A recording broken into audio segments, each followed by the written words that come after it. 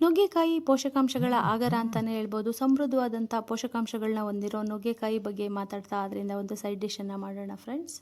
ನುಗ್ಗೆಕಾಯಿ ಶುಗರ್ ಲೆವೆಲ್ನ ಕಡಿಮೆ ಮಾಡುವಲ್ಲಿ ತುಂಬಾ ಪ್ರಮುಖ ಪಾತ್ರ ವಹಿಸುತ್ತೆ. ಹಾಗಾಗಿ ಶುಗರ್ ಇರೋರು ನುಗ್ಗೆಕಾಯಿ ಮತ್ತು ನುಗ್ಗೆ ಸೊಪ್ಪನ್ನು ಹೇರಳವಾಗಿ ಬಳಸಬೇಕು. ಹಾಗೆ ಇದರಲ್ಲಿ ವಿಟಮಿನ್ ಎ ಮತ್ತು ಸಿ ಅಧಿಕವಾಗಿರೋದ್ರಿಂದ ಚರ್ಮದ ಕಾಂತಿನ ಹೆಚ್ಚು ಮಾಡುತ್ತೆ. ಮತ್ತು ಇದರಲ್ಲಿ ಕ್ಯಾಲ್ಸಿಯಂ ಇದೆ, ಕಬ್ಬಿಣದ ಅಂಶ ಇದೆ, ಹಾಗೆ ಫೈಬರ್ ಕಂಟೆಂಟ್ ಕೂಡ ಹೇರಳವಾಗಿದೆ. ಹಾಗಾಗಿ ಇದು ಆರೋಗ್ಯಕ್ಕೆ ತುಂಬಾ ಒಳ್ಳೆಯದು. ಅಷ್ಟೇ ಅಲ್ಲದೆ ಇದರಲ್ಲಿ ಕ್ಯಾಲ್ಸಿಯಂ ಮತ್ತು ರಂಜಕದ ಅಂಶ ಕೂಡ ಹೇರಳವಾಗಿದೆ. ಇದು ಮೂಳೆಗಳನ್ನ ಬಲಪಡಿಸುವಲ್ಲಿ ತುಂಬಾ ಸಹಕಾರಿ. ಅದ್ರ ಜೊತೆಗೆ ಕೂದಲು ಉದುರುವಿಕೆ ಇರೋರು ನುಗ್ಗೆಕಾಯಿನ ನಿಯಮಿತವಾಗಿ ಸೇವನೆ ಮಾಡ್ತಾ ಬನ್ನಿ. ಕೂದಲು ಉದುರುವಿಕೆ ಸಮಸ್ಯೆ ಕೂಡ ಆದಷ್ಟು ಬೇಗ ಕಡಿಮೆ ಆಗುತ್ತೆ. ನೋಡಿದ್ರಲ್ಲ ಫ್ರೆಂಡ್ಸ್, ಸಮೃದ್ಧವಾದಂಥ ಪೋಷಕಾಂಶಗಳ ಆಗರ ಆಗಿರೋಂಥ ನುಗ್ಗೆಕಾಯಿಯಿಂದ ಒಂದು ಒಳ್ಳೆ ಡಿಶನ್ನು ರೆಡಿ ಮಾಡೋಣ. ಅಂದರೆ ತುಂಬಾ ಸಿಂಪಲ್, ತುಂಬಾ ಬೇಗನೆ ರೆಡಿ ಆಗೋಂಥ ಒಂದು ಸೈಡ್ ಡಿಶ್ ಇದು. ಹಾಗಾಗಿ ನುಗ್ಗೆಕಾಯಿನ ನಿಯಮಿತವಾಗಿ ಸೇವನೆ ಮಾಡ್ತಾ ಬನ್ನಿ. ಹಾಯ್ ಫ್ರೆಂಡ್ಸ್, ಅನಿತಾಸ್ ಬೈಟ್ಸ್ ಯೂಟ್ಯೂಬ್ ಚಾನಲ್ಗೆ ಸ್ವಾಗತ. ನಾವಿವತ್ತೊಂದು ಸೈಡ್ ಡಿಶನ್ನು ರೆಡಿ ಮಾಡೋಣ. ಪಟ್ ಅಂತ ಆಗೋಂಥ ಒಂದು ಸೈಡ್ ಡಿಶ್ ಅಂದರೆ ಊಟದ ಜೊತೆಗೆ ಒಂದು ವೆಜ್ ಫ್ರೈನ ಮಾಡ್ತಾಯಿದ್ದೀನಿ. ತುಂಬಾ ಆರೋಗ್ಯಕರವಾದಂಥ ಕಬ್ಬಿಣದ ಅಂಶ ಹೇರಳವಾಗಿರೋಂಥ ಒಂದು ತರಕಾರಿಯಿಂದ ನಾನಿವತ್ತು ಪಲ್ಯನ ಮಾಡಿ ತೋರಿಸ್ತೀನಿ. ನುಗ್ಗೆಕಾಯಿ ನಿಜವಾಗ್ಲೂ ಪೋಷಕಾಂಶಗಳ ಆಗರ ಅಂತಲೇ ಹೇಳ್ಬೋದು. ಯಾಕಂದರೆ ರಕ್ತದಲ್ಲಿನ ಸಕ್ಕರೆ ಮಟ್ಟನ ಕಡಿಮೆ ಮಾಡುತ್ತೆ, ಹಾಗೆ ಮೂಳೆಗಳನ್ನ ಬಲಪಡಿಸುತ್ತೆ. ಆರೋಗ್ಯಕ್ಕೆ ತುಂಬಾ ಅತ್ಯುತ್ತಮವಾದಂಥ ಒಂದು ತರಕಾರಿ ಇದು.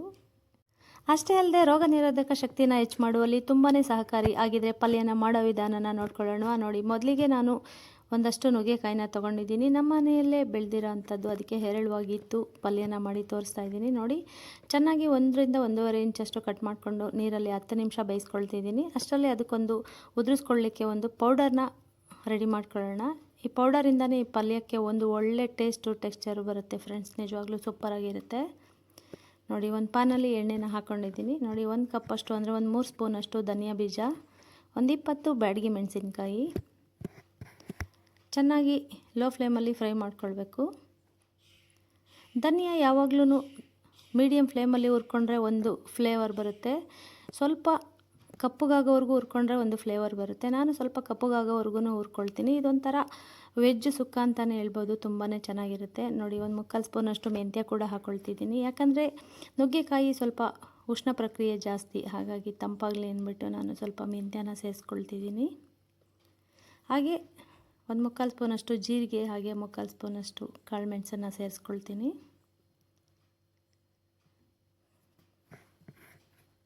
ನೋಡಿ, ಧನಿಯಾನ ಸ್ವಲ್ಪ ಜಾಸ್ತಿನೇ ಫ್ರೈ ಮಾಡ್ಕೊಳ್ತೀನಿ. ಇದೊಂದು ಒಳ್ಳೆ ಅರೋಮ ಬರುತ್ತೆ ಫ್ರೆಂಡ್ಸ್. ಹಾಗಾಗಿ ಮೀಡಿಯಮ್ ಫ್ಲೇಮಲ್ಲಿ ಹುರ್ಕೊಂಡ್ರೆ ಅದು ಒಂಥರ ಟೆಕ್ಸ್ಚರ್ ಬರುತ್ತೆ, ಅದು ಕೂಡ ಚೆನ್ನಾಗಿರುತ್ತೆ. ಈಗ ನಾನು 2 ಗಡ್ಡೆಯಷ್ಟು ಬೆಳ್ಳುಳ್ಳಿನ ಹಾಕ್ಕೊಂಡಿದ್ದೀನಿ. ಎಲ್ಲವನ್ನು ಫ್ರೈ ಮಾಡ್ಕೊಂಡ ನಂತರ ಇದನ್ನು ಹಾಕ್ಕೊಂಡು ನೀಟಾಗಿ ಫ್ರೈ ಮಾಡ್ಕೊಳ್ತೀನಿ.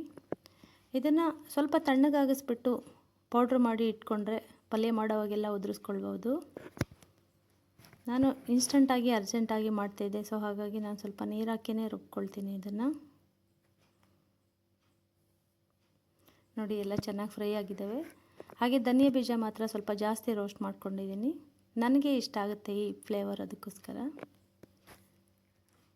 ಅದು ತಣ್ಣಗಾಗಿ ಪೌಡ್ರ್ ಮಾಡಿ ಇಟ್ಕೊಂಡಿದ್ದೀನಿ. ಈಗ ನೆಕ್ಸ್ಟು ಇನ್ನೊಂದು ಪಾನ್ ಇಟ್ಕೊಂಡು ಎಣ್ಣೆನ ಹಾಕ್ಕೊಂಡಿದ್ದೀನಿ. ಅದಕ್ಕೆ ಒಂದು ಈರುಳ್ಳಿನ ಕಟ್ ಮಾಡಿ ಇಟ್ಕೊಂಡಿದ್ದೆ, ಹಾಕ್ಕೊಳ್ತಿದ್ದೀನಿ ಫ್ರೆಂಡ್ಸ್. ಯಾವಾಗಲೂ ಸಾಂಬಾರಲ್ಲಿ ಹಾಕಿ ಮಾಡ್ತೀವಿ, ಸೂಪ್ ಮಾಡಿ ಕುಡಿಬೋದು. ಆದರೆ ಈ ರೀತಿ ಒಂದು ಸಾರಿ ಸೈಡ್ ಡಿಶ್ ಆಗಿ ನೀವು ಫ್ರೈ ಮಾಡಿ ನೋಡಿ, ಸಖತ್ತಾಗಿರುತ್ತೆ ಫ್ರೆಂಡ್ಸ್. ಮತ್ತು ಖಂಡಿತ ಸಾಂಬಾರಲ್ಲಿ ನೀವು ಹಾಕಲ್ಲ ನುಗ್ಗೆಕಾಯಿನ, ಇದೇ ರೀತಿ ಫ್ರೈ ಮಾಡಿ ತಿಂತೀರಾ, ಅಷ್ಟು ಚೆನ್ನಾಗಿರುತ್ತೆ ಟೇಸ್ಟು. ಸ್ವಲ್ಪ ಹಸಿ ಕರಿಬೇವನ್ನ ಹಾಕ್ಕೊಂಡೆ, 1-2 ಎಸಳಷ್ಟು.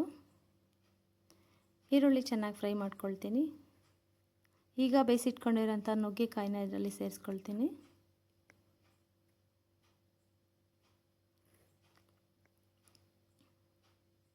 ಸ್ವಲ್ಪ ಉಪ್ಪು, ಸ್ವಲ್ಪ ಅರಿಶಿನ ಹಾಕಿ ಬೇಯಿಸ್ಕೊಂಡಿದ್ದೀನಿ.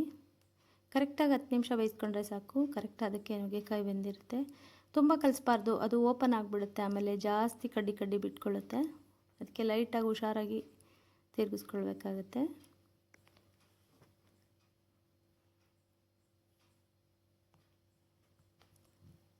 ಲೈಟಾಗಿ ಮೇಲೆ ಕೆಳಗೆ ಮಾಡಬೇಕು. ಈಗ ಸ್ವಲ್ಪ ಉಪ್ಪನ್ನು ಸೇರಿಸ್ಕೊಳ್ತೀನಿ. ಸೈಂಧವ ಲವಣ ಅಂತ ಬರುತ್ತಲ್ಲ, ಆ ಉಪ್ಪನ್ನು ಬಳಸ್ತಾ ಇದ್ದೀನಿ. ಆದಷ್ಟು ಅಡುಗೆಯಲ್ಲಿ ಗಾಣದ ಎಣ್ಣೆ ಇರ್ಬೋದು ಅಥವಾ ಈ ಸೈಂಧವ ಲವಣ ಅಂತ ಏನು ಬರುತ್ತೆ ಮತ್ತು ರಾಕ್ ಸಾಲ್ಟ್ ಅಂತ ಈ ಥರದನ್ನು ಅಡುಗೆಗೆ ಬಳಸಿ, ಸ್ವಲ್ಪ ಆರೋಗ್ಯಕ್ಕೆ ಉತ್ತಮ ಅಂತ ಹೇಳ್ತೀನಿ. ನೋಡಿ ತಿರುಗಿಸ್ಕೊಂಡಿದ್ದೀನಿ. ಈಗ ನಾನು ರುಬ್ಬಿಟ್ಕೊಂಡಿರೋಂಥ ಮಿಶ್ರಣನ ಸೇರಿಸ್ಕೊಳ್ತಿದ್ದೀನಿ. ಡ್ರೈ ಆಗಿ ರುಬ್ಬಲಿಕ್ಕೆ ಸ್ವಲ್ಪ ತಣ್ಣಗಾಗಬೇಕಿತ್ತು, ನಾನು ಅರ್ಜೆಂಟಾಗಿ ಮಾಡ್ತಾಯಿದ್ದೆ, ಸೊ ನೀರು ಹಾಕಿ ರುಬ್ಕೊಂಡಿದ್ದೀನಿ.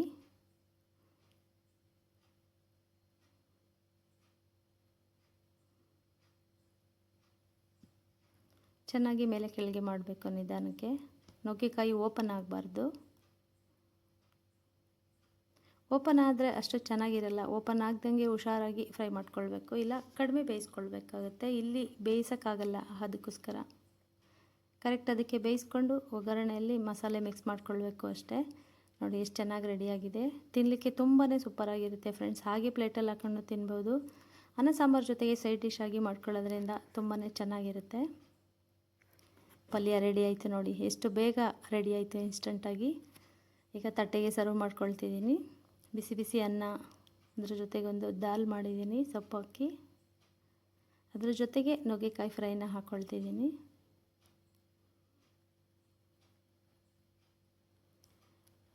ಬಿಸಿ ಬಿಸಿ ಆರೋಗ್ಯಕರವಾದಂಥ ನುಗ್ಗೆಕಾಯಿ ಫ್ರೈ ಸವಿಯಲು ಸಿದ್ಧ. ನೋಡಿದ್ರಲ್ಲ ಫ್ರೆಂಡ್ಸ್, ಆರೋಗ್ಯಕರವಾದಂಥ ನುಗ್ಗೆಕಾಯಿ ಫ್ರೈ ರೆಡಿ ಆಯಿತು. ಈ ವಿಡಿಯೋ ನಿಮಗೆಲ್ಲ ಇಷ್ಟ ಆಗಿದೆ ಅಂತ ಭಾವಿಸ್ತೀನಿ. ಇಷ್ಟ ಆಗಿದ್ರೆ ನನಗೊಂದು ಲೈಕ್ ಕೊಟ್ಟು ನನ್ನ ಚಾನಲ್ನ ಸಬ್ಸ್ಕ್ರೈಬ್ ಮಾಡ್ಕೊಳ್ಳಿ ಫ್ರೆಂಡ್ಸ್. ಧನ್ಯವಾದಗಳು.